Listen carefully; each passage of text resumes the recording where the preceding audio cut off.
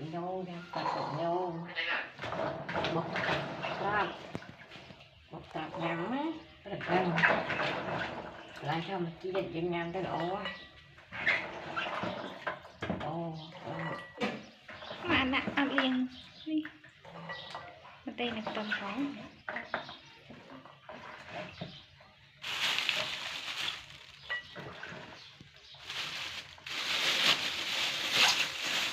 nên đi rồi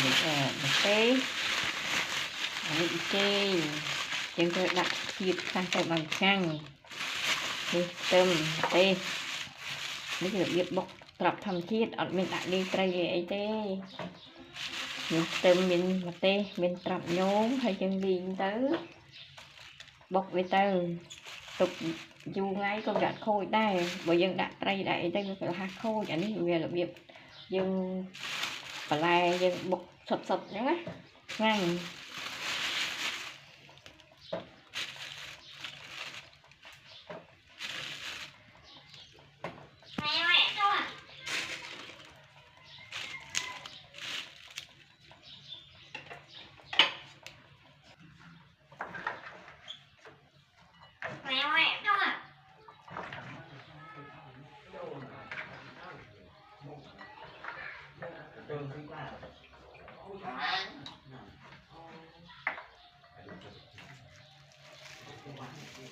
đi chụp tròn nhóm tôm có một tí hay đó ẩm tơ tôm chén rồi không nên dịch bột trập á dạng đạm tơ tôm tới ở đây là biết thôi